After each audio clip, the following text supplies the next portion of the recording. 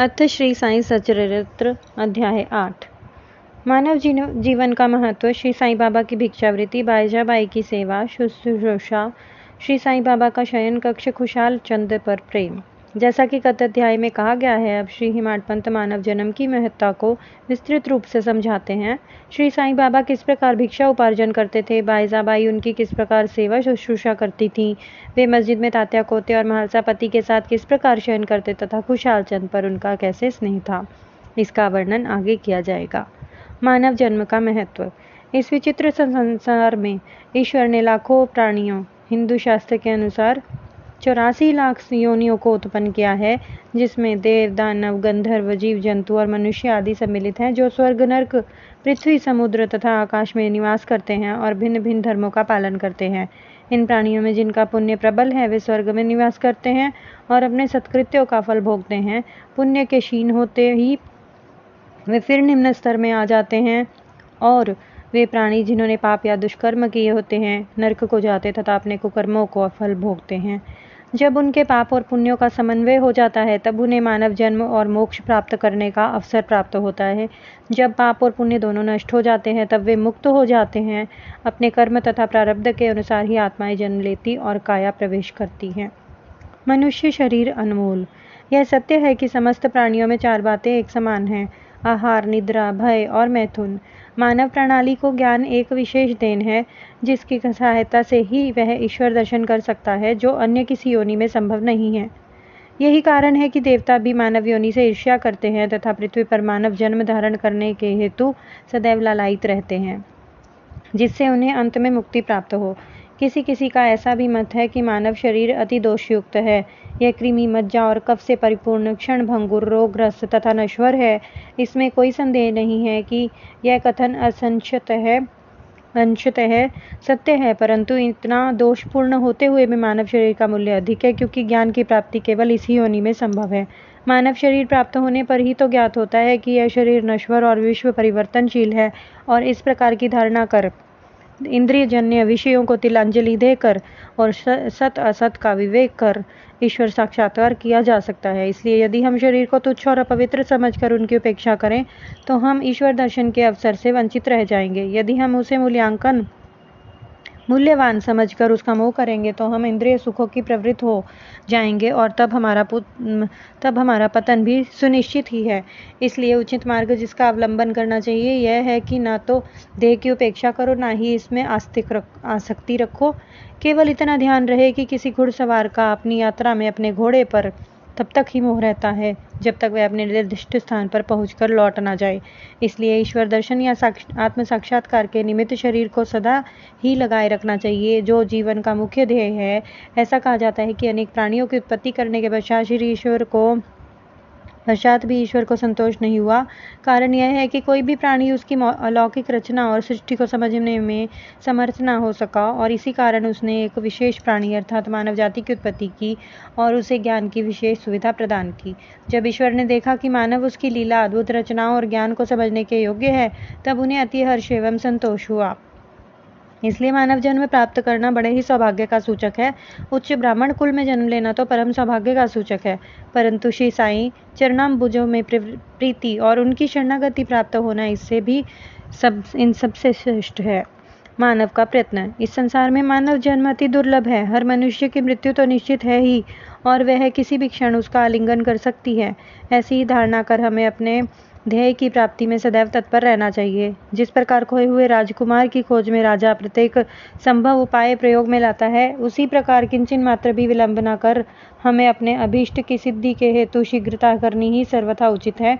अतः पूर्ण लगन और उत्सुकता पूर्वक अपने ध्येय, आलस्य और निद्रा को त्याग कर हमें ईश्वर का ध्यान करना चाहिए। यदि हम ऐसा ना कर सके, तो हमें पशुओं के स्तर पर ही अपने को समझना होगा। कैसे प्रवृत्त होना?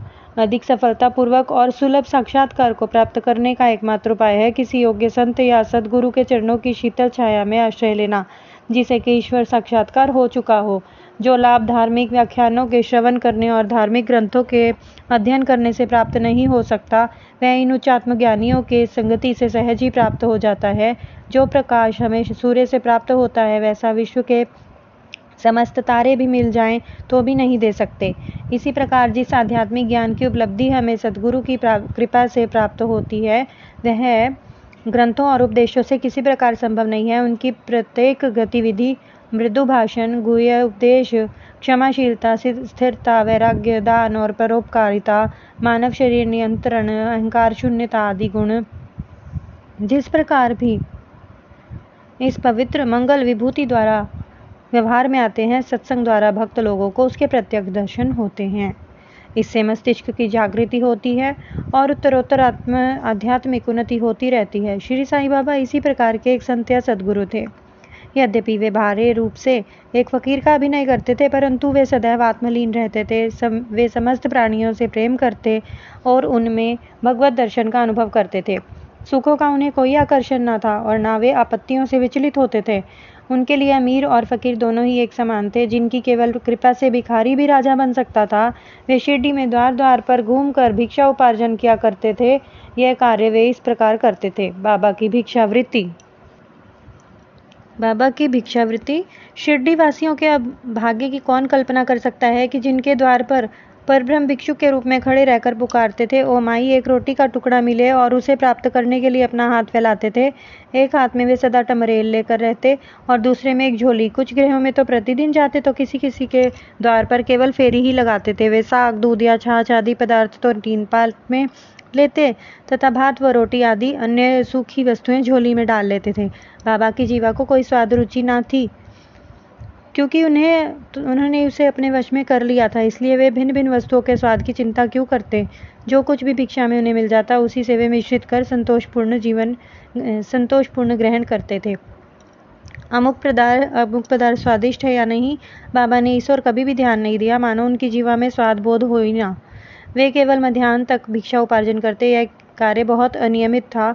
किसी दिन तो एक छोटी सी फेरी लगाते तो किसी दिन 12 बजे तक। वे एकमात्र भोजन एक कुंडी में डाल देते, जहाँ कुत्ते, बिल्लियाँ, कौवे आदि स्वतंत्रता पूर्वक भोजन करते थे। बाबा ने उन्हें कभी नहीं भगाया। एक स्त्री भी जो मस्जिद में झाड़ू लगा दिया करती थी, रोटी के 10-12 टुकड़े उठाकर अपने घर में ले जाती थी, परंतु किसी ने भी उसे कभी कुछ नहीं रोका।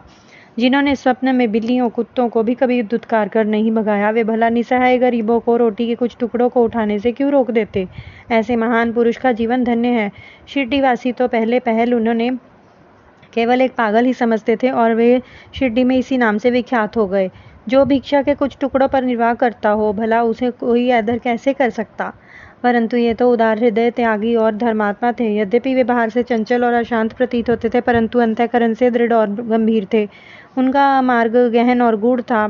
फिर भी ग्राम के कुछ ऐसे श्रद्धावान और सौभाग्यशाली व्यक्ति थे जिन्होंने उन्हें पहचान कर एक महान पुरुष माना। ऐसी ही घटना नीचे दी जाती है। बाईजाबाई की सेवा।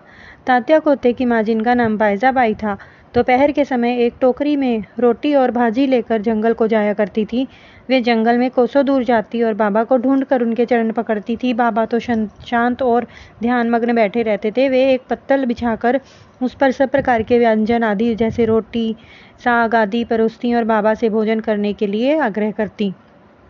उनकी सेवा और श्रद्धा की रीति बड़ी ही विलक्षण थी। प्रतिदिन दोपहर को जंगल में बाबा को ढूंढना, भोजन के लिए आग्रह करना। उनकी इस सेवा और उपासना की स्मृति बाबा को अपने अंतिम क्षण तक बनी रही। उनकी सेवा का ध्यान बाबा ने उनके पुत्र को बहुत लाभ पहुंचाया। माँ और बेटे दोनों की ही फकीर पर दृढ़ निष्ठा थी। उन्होंने बाबा को सदैव ईश्वर के समान पूजा। बाबा उनसे कभी कभी कहा करते थे, फकीरी ही सच्ची अमीरी है, उसका कोई अंत नहीं। जिसे अमीरी के नाम से पुकारा जाता है, वह शीघ्र ही लुप्त हो जाने वाली है। कुछ वर्षों के अनंतर बाबा ने जंगल में विचरना त्याग दिया।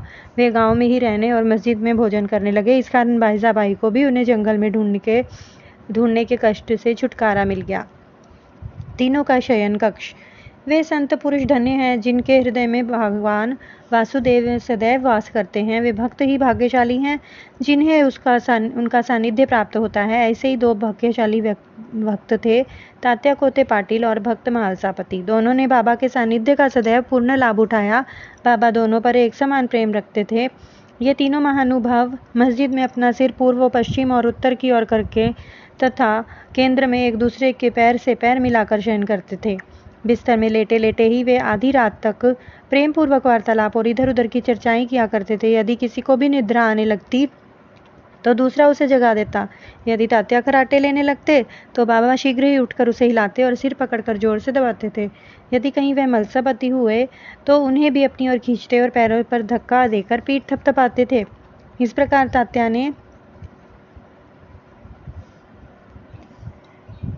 तात्या ने 14 वर्षों तक अपने माता पिता को ग्रह ही पर छोड़कर बाबा के प्रेमवश मस्जिद में निवास किया। कैसे सुहाने दिन थे वे, उनकी क्या कभी विस्मृति हो सकती है। उस प्रेम का क्या कहना, बाबा की कृपा का मूल्य अंक कैसे किया जा सकता है। पिता की मृत्यु होने के पश्चात तात्या घर बार की जिम्मेवारी आ पड़ी, इसलिए वे अपने घर जाकर रहने लगे। राहाता निवासी खुशहाल चंद। शिरडी के गणपत तात्या कोते को बाबा बहुत ही चाहते थे। वे राहाता के मारवाड़ी सेठ श्री चंद्रभान को भी बहुत प्यार करते थे।